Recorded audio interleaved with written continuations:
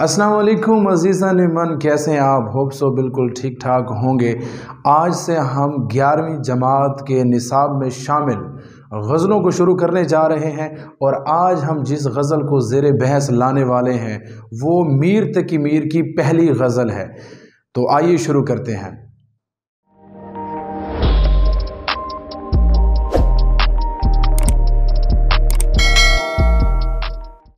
फ़कीरान आए सदा कर चले, मियाँ खुश रहो हम दुआ कर चले। थोड़ा सा इस शेर की हैयत को देखते हैं। ये गज़ल का पहला शेर है और गज़ल के पहले शेर को मतला कहते हैं।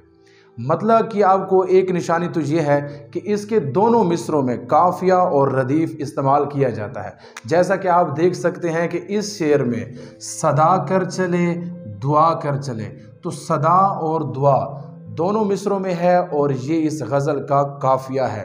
जबकि दोनों मिसरों में आपको रदीफ़ भी नज़र आएगा, कर चले, तो दोनों मिसरों में आपको रदीफ़ नज़र आएगा। रदीफ़ की तारीफ़ हम यूँ करते हैं कि शेर के आखिरी वो अल्फाज जो पूरी गज़ल में जूँ के तूँ दोहराए जाते हैं उन्हें रदीफ़ कहते हैं और काफ़िया हम आवाज़ अल्फाज को कहते हैं। फ़कीरान आए सदा कर चले, मियाँ खुश रहो हम दुआ कर चले।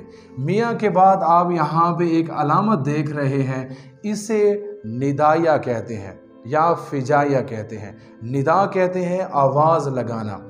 तो निदाया हम क्यों इस्तेमाल करते हैं? लफ्ज़ पे ज़ोर देने के लिए हम निदाया इस्तेमाल करते हैं। मियाँ, यहाँ पे लफ्ज़ पे ज़ोर आ रहा है। मियाँ खुश रहो हम दुआ कर चले। फ़कीरान आए, फ़कीरों की तरह आए, दरवेशों की तरह आए। सदा कर चले, आवाज़ लगा कर चले गए। मियाँ ए मेरे महबूब खुश रहो, तुम हमेशा खुश रहो, शाद बाद रहो, हम दुआ कर चले, हम तुम्हें दुआएं देकर जा रहे हैं। इस शेर में मीर तकी मीर कहते हैं कि ए महबूब, हम तेरी गली में फ़कीरों की तरह, दरवेशों की तरह, लाचारों की तरह आए तुझसे मिलने के लिए, तुझसे दो बोल बोलने के लिए, मगर ऐ मेरे महबूब तुमने हमारी सदाओं पे गौर ना किया, तुमने हमारी आवाज़ पे गौर ना किया, इसलिए अब हम जा रहे हैं और फिर वापस भी नहीं आएंगे, लेकिन तुम्हें दुआएं दे के जा रहे हैं कि तुम हमेशा खुश रहो, शाद बाद रहो। इसी मुनासबत से आप अपनी तशरीह में एक और शेर भी लिख सकते हैं। यक नज़र बेश नहीं फुर्सते हस्तिए गाफिल, गर्मिए बज़्म है एक रक़्से शरर होने तक। कि यक नज़र बेश नहीं, एक नज़र करम बहुत ज़्यादा नहीं है, फुर्सते हस्तिए गाफिल, गाफिल की हस्ती को फुर्सत ही कहाँ है, गर्मी बज़्म है एक रक़्से शरर होने तक। शरर कहते हैं चिंगारी को, रक़्स से शरर से मुराद चिंगारी का रक़्स। तो इस शेर को भी आप इसकी तशरीह में इस्तेमाल कर सकते हैं। दूसरा शेर मुलाहिज़ा करें कि वो क्या चीज़ है आह जिसके लिए हर एक चीज़ से दिल उठा कर चले। अब यहाँ पे फिर से निदाया आप देख रहे हैं, आह पे ज़ोर दिया गया है, उठा यहाँ पे फिर से काफ़िया इस्तेमाल हुआ। और जैसा कि आप जानते हैं कि गज़ल के हर शेर में रदीफ़ इस्तेमाल होता है, तो कर चले फिर यहाँ पे रदीफ़ आ चुका है। वो क्या चीज़ है आह जिसके लिए हर एक चीज़ से दिल उठा कर चले। ज़ेर नज़र तशरीह तलब शेर में शायर मीर तकी मीर कहते हैं कि वो कौन सी ऐसी चीज़ है जिसकी वजह से हम बेजार होकर इस दुनिया से जा रहे हैं। अब यहाँ पे जब ये निदाया इस्तेमाल हुआ है और लफ्ज़ आ इस्तेमाल हुआ है, इसका मतलब ये है कि शायर जानता है कि वो किस चीज़ की वजह से उकता चुका है, लेकिन वो सवाल कर रहा है। अगर ये शेर कुछ यूँ होता, वो क्या चीज़ है जिसके लिए, इसका मतलब ये था कि शायर ख़ुद भी नहीं जानता कि वो किस चीज़ की वजह से दुनिया से उकता के जा रहा है। लेकिन जब उसने यहाँ पे आह का लफ्ज़ इस्तेमाल किया, हसरत का इजहार किया, तो इसका मतलब ये है कि शायर जानता है, वो ख़ुद जानता है कि वो किस वजह से इस दुनिया से बेजार होकर उकता कर जा रहा है। तो शायर अपने महबूब की बेवफाई की वजह से اس دنیا سے اکتا چکا ہے، دنیا سے بیزار ہو چکا ہے، اور وہ کہہ رہا ہے کہ اے محبوب تم نے ہمارے ساتھ بے وفائی کی ہے، کوئی اچھا سلوک نہیں کیا، اسی وجہ سے ہم اس دنیا سے تنگ آ چکے ہیں، بیزار ہو چکے ہیں، ہمارا دل اب یہاں سے اٹھ چکا ہے۔ وہ کیا چیز ہے وہ دراصل محبوب کی بے وفائی ہے، جس کی وجہ سے ہر ایک چیز سے دل اٹھا کر چلے۔ ہم نے ہر چیز سے دل اٹھا لیا ہے، بیزار ہو چکے ہیں، تنگ ہو کر اب یہاں سے اس دنیا سے کوچ کر رہے ہیں، رخصت لے رہے ہیں۔ اسی مناسبت سے آپ ایک اور شعر بھی اپنی تشریح میں شامل کر سکتے ہیں۔ نہ گیا کوئی عدم کو دل شاداں لے کر، یہاں سے کیا کیا نہ گئے حسرت و ارماں لے کر۔ نہ گیا کوئی عدم کو، عدم کی جانب، آخرت کی جانب کوئی شاد دل لے کر نہیں گیا، خوشحال طریقے سے نہیں گیا۔ یہاں سے کیا کیا نہ گیا، کون یہاں سے نہ گیا؟ حسرت و ارمان لے کر، حسرت اور ارمان لے کر یہاں سے لوگ گئے ہیں، کوئی بھی اس دنیا سے خوشی کے ساتھ نہیں گیا۔ تیسرے شعر میں میر تقی میر کہتے ہیں، کوئی نا امیداں نہ کر کے نگاہ، سو تم ہم سے منہ بھی چھپا کر چلے۔ کہ اے محبوب وقت رخصت ہم تو یہ سوچ رہے تھے کہ تم ہم پہ ایسی کوئی غصے کی نگاہ ڈالو گے کہ ہماری جتنی بھی تم سے امیدیں وابستہ ہیں ساری ٹوٹ جائیں گی، لیکن یہ تم نے کیا کیا؟ وقت رخصت تم ہمیں بغیر دیکھے، بغیر ہم سے بات چیت کیے، بغیر ہم پر کوئی غصے کی نگاہ ڈالے، بغیر ہم سے کوئی شکایت کرے چلے گئے ہو۔ اب ہم اس کنفیوژن میں ہیں، اب ہم اس پریشانی میں ہیں کہ تمہارا یوں ہم سے منہ چھپا کر جانا، کوئی تمہاری محبت کی ادا نہ ہو، کوئی نا امیدہ نہ کر کے نگاہ۔ تمہیں چاہیے تھا کہ جب تم جا رہے تھے تو ایک غصے بھری نگاہ ہم پہ ڈالتے تاکہ ہم میں کوئی امید باقی نہ رہتی، کوئی نا امیدہ نہ، تاکہ ہم نا امید ہو جاتے، کر کے نگاہ نظر سو تم ہم سے منہ بھی چھپا کر چلے۔ لیکن تم نے یہ کیا کیا؟ تم ہم سے منہ چھپا کر چلے گئے۔ اب ہم اس پریشانی میں ملوث ہو چکے ہیں کہ کہیں یہ تمہارا منہ چھپا کے جانا، بغیر ہم کو دیکھے جانا تمہاری محبت نہ ہو۔ اس حوالے سے آپ ایک اور شعر بھی لکھ سکتے ہیں، تو بول یا نہ بول تیرے بولنے کا غم نہیں، تیری ایک نظر کا دیکھنا تیرے بولنے سے کم نہیں۔ چوتھے شعر میں میر تقی میر کہتے ہیں، جبیں سجدہ کرتے ہی کرتے گئی، حق بندگی ہم ادا کر چلے۔ جبیں کہتے ہیں پیشانی کو، ماتھے کو سجدہ کرتے ہی کرتے گئی، حق بندگی، حق بندگی، بندگی کا حق، اب یہاں پہ کسرہ استعمال ہوا ہے، یہ مرکب اضافی ہے۔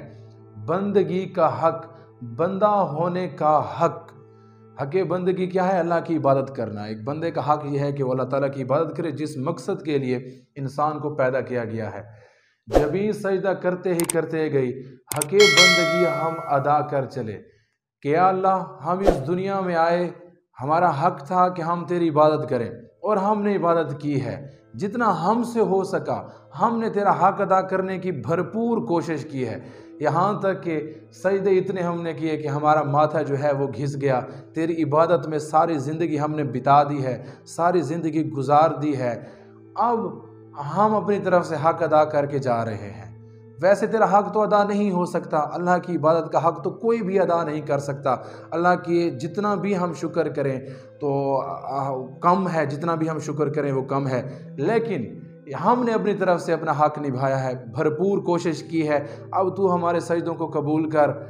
اب جبیں سجدہ کرتے ہی کرتے گئی، حق بندگی ہم ادا کر چلے، یہاں پہ جو مرکب اضافی استعمال ہوا ہے، اس حوالے سے ایک اور ویڈیو میں اپنے چینل پہ اپلوڈ کر دوں گا، اس میں آپ کو پتہ چل جائے گا کہ مرکب اضافی، مرکب عطفی کسے کہتے ہیں۔ اسی حوالے سے آپ ایک اور شعر بھی اقبال کا اپنی تشریح میں شامل کر سکتے ہیں، کبھی اے حقیقت منتظر نظر آ لباس مجاز میں، کہ ہزاروں سجدے تڑپ رہے ہیں میری جبین نیاز میں۔ اس شعر میں تصوف کا عنصر پایا جاتا ہے کہ ہم اس دنیا میں آئے، یا اللہ ہم نے تیری عبادت کی، اپنی طرف سے بھرپور عبادت کی، لیکن تیری عبادت کا حق ادا نہیں ہو سکتا، تو ہمارے ان ٹوٹے پھوٹے سجدوں کو قبول کر۔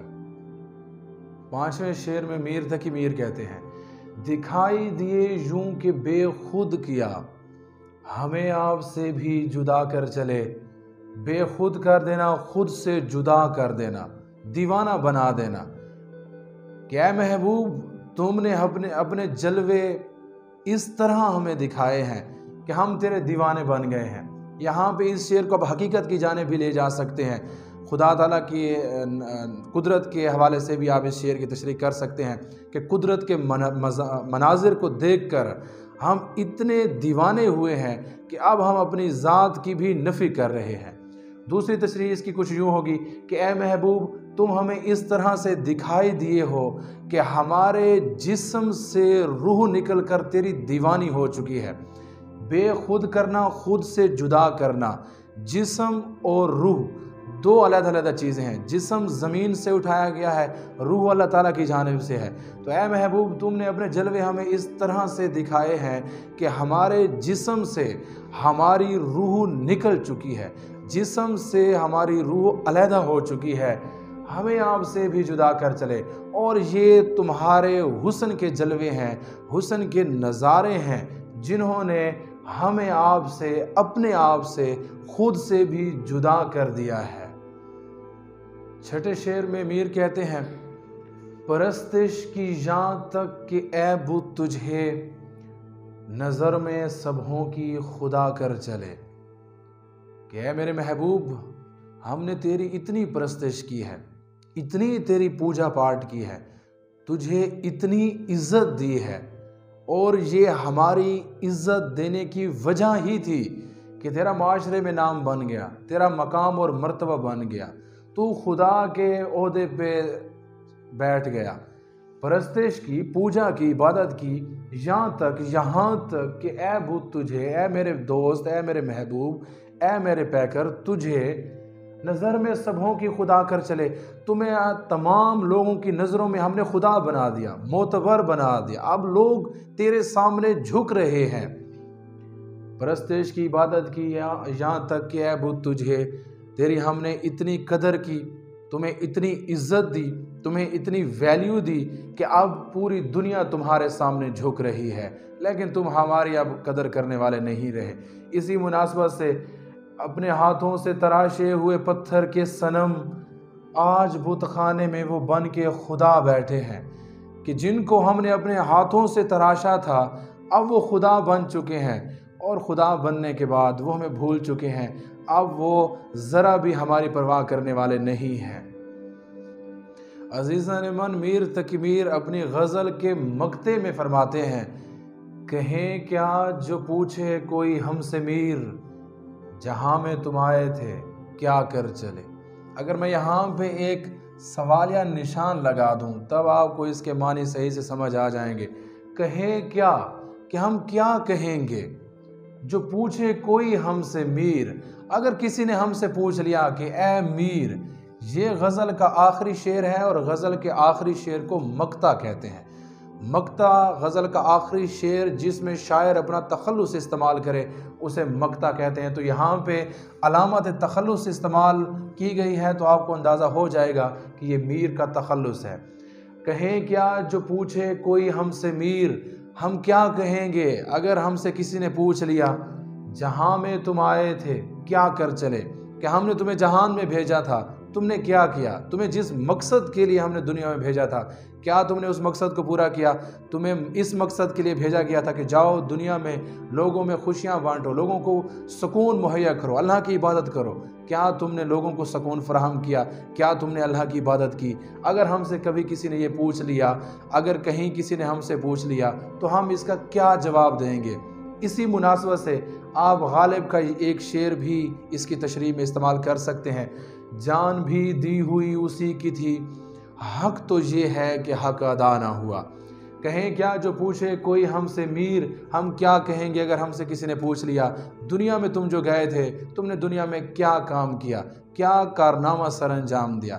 عزیزان من، اس کے ساتھ ہی آج کا لیکچر اختتام پذیر ہوا، اور آج اس ویڈیو میں ہم نے پہلی غزل کو ڈسکس کیا۔ انشاءاللہ اگلی ویڈیو میں ہم میر تقی میر کی دوسری غزل کو ڈسکس کریں گے۔ تو آپ نے بھی ہمارے ساتھ جڑے رہنا ہے، ہمارے چینل کے ساتھ جڑے رہنا ہے۔ اگر ابھی تک آپ نے ہمارے چینل کو سبسکرائب نہیں کیا تو فوراً سے پہلے ہی اسے سبسکرائب کر لیں۔ شکریہ۔